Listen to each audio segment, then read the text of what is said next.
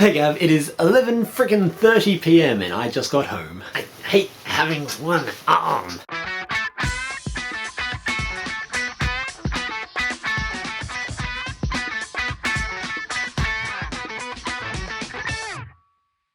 It's Tuesday the 18th of May and I own 3 pairs of shoes. Gym shoes, work shoes, and homeless shoes. They smell.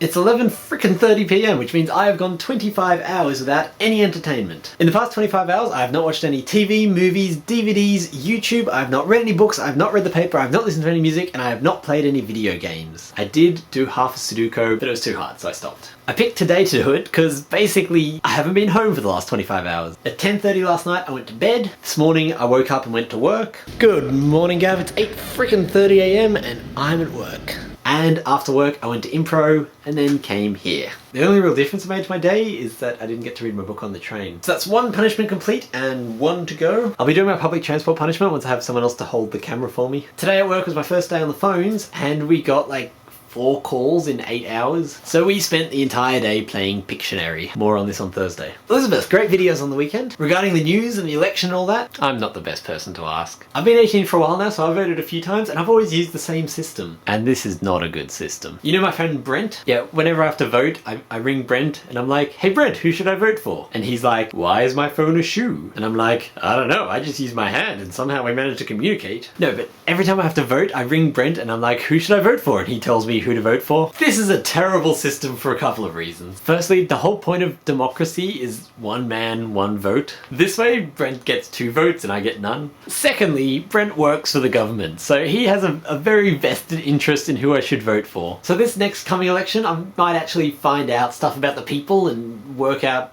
who I should vote for through fact-finding and research. But I don't want to do that, it sounds so boring. What's really terrible is that while I have no interest in Australian politics, I am obsessed with American politics. I took the day off in 2004 to watch the US election because it was so interesting. And arguably, who gets voted American president has more influence on our lives than who gets voted Australian Prime Minister. I don't know if that's true, but if it is, it's a bit sad. And if it's not, the fact that I think it's true is pretty sad as well. Either way, it's a sad state of affairs. But there are a few things that I really like about the federal election process in New York. Firstly, it's once every 4 years, like on the dot. I don't know how the system in Australia works. It's like every 2 to 6 years, depending on how they feel and what they had for breakfast. The American system's great. Every 4 years, you vote, that's it. President for 4 years. Done. Also, there's a 2-term limit. In Australia and England, we can have a Prime Minister for 800 years. It hasn't happened yet. A 2-term limit's a good idea. I really much prefer the American system of doing that. There are a lot of really dumb things about the American system, like the electoral votes. If you don't know what that is, I can't go into that. That would take a whole 4-minute video of its own just to explain it. And even then, I don't think I've quite got it right. But overall, I just find the American political system so much more interesting than the Australian one. So I follow politics over there and let Brent do my voting over here. Bad system. If you do want to learn more, there's probably some fun things you can watch or some interesting websites you can go to. I don't know any. If anyone knows any good Australian political websites, just leave a comment so that Elizabeth can be informed and so that I can be educated as well. Gav, great video yesterday. One question, why was the hard drive on the banister? Gav, I'll see you tomorrow.